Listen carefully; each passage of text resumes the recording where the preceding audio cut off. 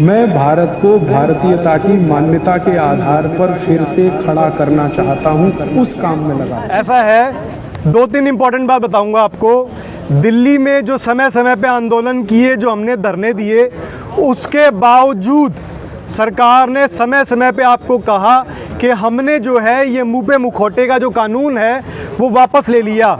लेकिन उसके बावजूद ये 22/4/2022 का ये जो है एक लेटर है दिल्ली गवर्नमेंट का, इसके अंदर भी जो है मुंह के मुखौटे के लिए 500 रुपये का चालान ये आज भी वसूल रहे हैं। आज से 2 दिन पहले की बात है, हमारे एक मित्र हैं मोनू और वो सिरसा से हैं और उनको रोका गया यहाँ पे कनॉट प्लेस में। उनका फ़ोन आया, कह रहे गोयल साहब ये मेरे को रोक रहे हैं इस तरीके से और मैं मुंह पे मुखौटा नहीं लगाना चाहता, मुझे पता है इसके नुकसान है, अब मैं क्या करूं। मैंने कहा भाई कोई दिक्कत नहीं है, आप उनको कानून समझाओ, आप उनको बोलो कि आप मेरे को मजबूर नहीं कर सकते। लेकिन वहाँ पे ये दिल्ली सेल्फ डिफेंस वाले और जो है एग्जीक्यूटिव मजिस्ट्रेट वो उसको तंग कर रहे थे, उसको धमकी दे रहे थे कि हम तेरे खिलाफ जो है एफआईआर दर्ज करा देंगे, तेरे पे कानूनी कार्रवाई हो जाएगी और तू हमारे को 500 रुपया दे।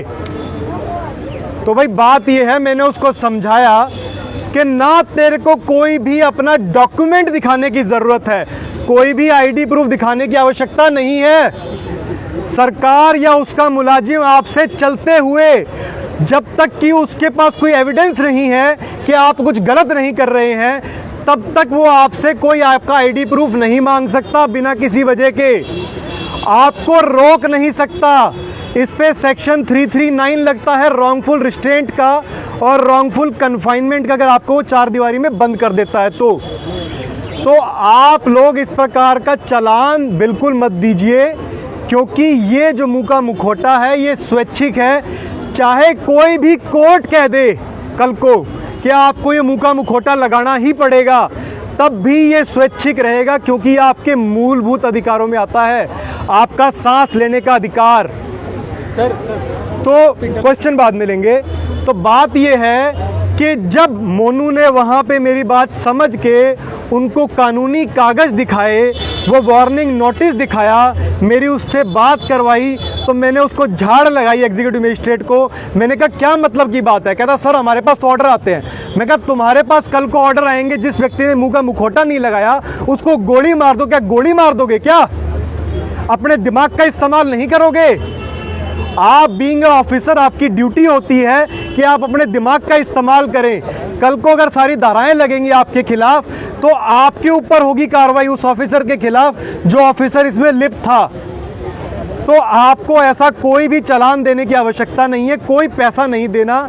मोनू ने यही बात समझते हुए ना तो उसको कोई चालान दिया, ना कहीं पे साइन किए, ना कोई भी आईडी प्रूफ दिखाया, और उसको जैसा बताया गया मैंने उसको कहा कि आप वीडियो बनाना शुरू करो और बताओ वीडियो के अंदर कि ये मेरे को तंग कर रहे हैं इस तरीके से और मेरा सांस लेने का अधिकार रोक रहे हैं। तो उसने जैसे ही शुरू किया, उस एग्जीक्यूटिव मजिस्ट्रेट को समझ में आ गया कि ये गलत हो जाएगा काम, और मेरी बात भी करवाई उसने, तो वो पीछे हट गया। वो कहता भाई तू साइड में आ जा, हमारी दुकानदारी ना बंद कर, और तू जो है तू जा, तेरे को जब सारी बात समझ में आती है, लेकिन हमारे पास तो ऑर्डर है। तो मैं इन वीडियोस के माध्यम से उन एग्जीक्यूटिव मजिस्ट्रेट्स और जो गवर्नमेंट के ऑफिशियल्स हैं या जो हैं सिविल डिफेंस वाले या पुलिस वाले, उनको बता रहा हूँ, आपस का आपका सामाजिक जो सिस्टम है उसको मत तोड़ें, समाज को ख़राब मत करो, अपनी ड्यूटी और अपने ऑर्डर के चक्कर में आपस में भाईचारा मत ख़राब करो, क्योंकि ऊपर बैठे लोग आपको आम समाज के लोगों से लड़ा रहे हैं। एक तो पहली बात थी ये। दूसरा किस्सा है, मेरा दोस्त राजेश था, उसका मेरे पास कल फ़ोन आया।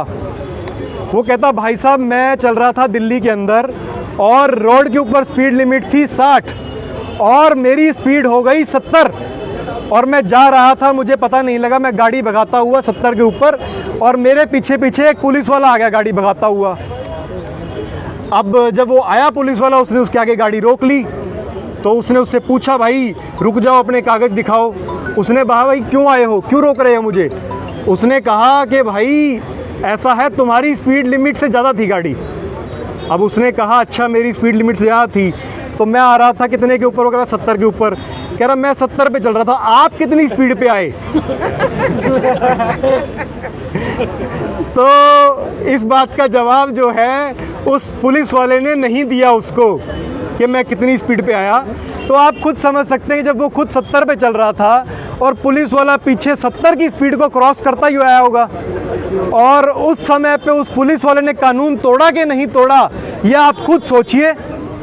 तो कानून आपके खिलाफ इस्तेमाल किया जा रहा है या आपके पक्ष में इस्तेमाल किया जा रहा है, इस चीज़ को ध्यान देने की आवश्यकता आप सबको। मैं ये नहीं कहता हूं कि आप स्पीड लिमिट से ज़्यादा चलिए, लेकिन कानून की पालना अगर कानून है तो वो पालना उन ऑफिसर्स को भी करनी पड़ेगी। तो इस चीज़ का ध्यान दीजिए कि वो खुद तेज़ स्पीड पे आ रहा था।